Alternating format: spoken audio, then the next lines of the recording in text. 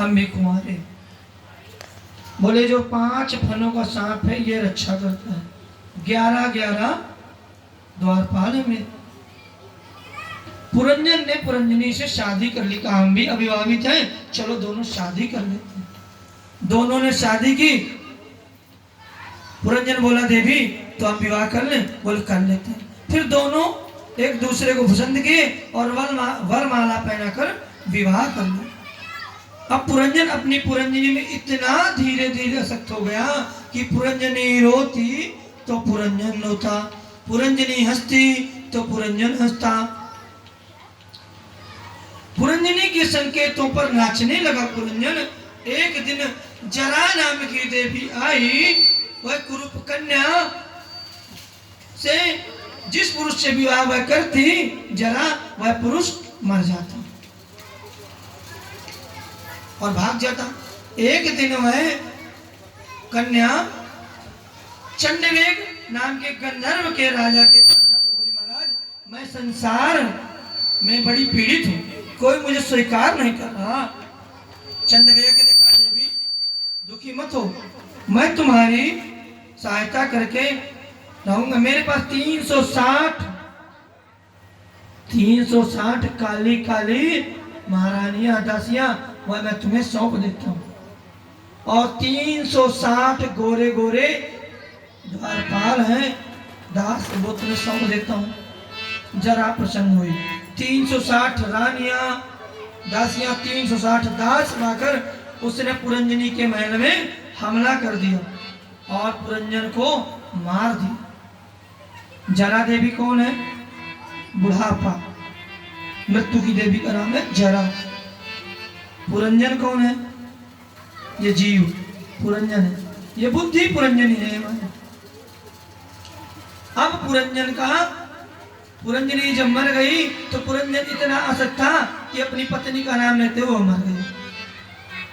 अगले जन्म में पुरंजन स्त्री हुआ।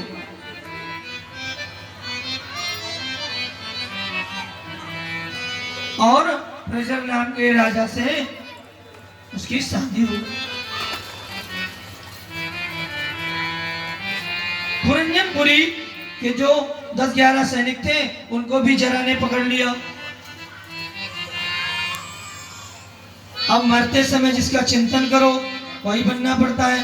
पुरंजन ने स्त्री का चिंतन किया तो अगले जन्म में स्त्री बनकर पैदा हुआ। बड़ा होने पर मलयध्वज प्रजर नाम के राजा से इनकी शादी हुई, संतानें भी हुई। और एक दिन आया इसके पति मलयध्वज चल बसे। तो आज चिता पर बैठकर पुरंजन अपने पति के साथ सती होने जा रहा था, पतिव्रता। इतने में अभिज्ञात वहां आया, ढूंढ कर बोले कि भाई मेरा मित्र पुरंजन गया था घूमने, अभी तक लौट के नहीं, देखो तो कहाँ रह गए।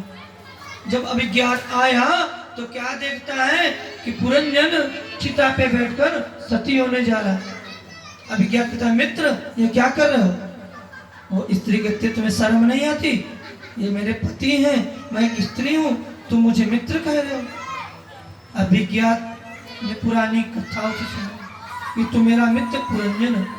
जब पूरी कथा सुनी तो वह स्त्री नीचे उतरी और पुरंजन रूप में फिर प्रकट हुई और अपने नगर की ओर प्रस्थान की।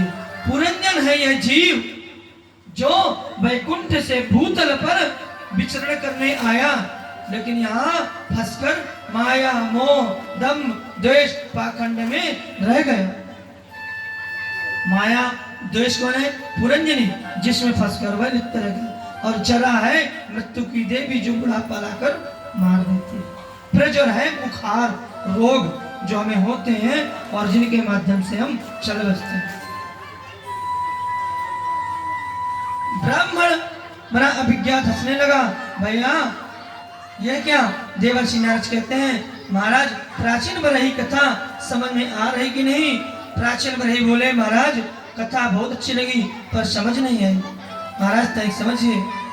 नारद जी ने इस रहस्य को समझाया कि जीवात्मा और परमात्मा दोनों शाश्वत मित्र हैं। जीवात्मा का नाम पुरंजन और परमात्मा का नाम अभिज्ञात है। अब यह घूमते घूमते कौन रहता? जीवात्मा। लेकिन परमात्मा फिर उसे बुलाकर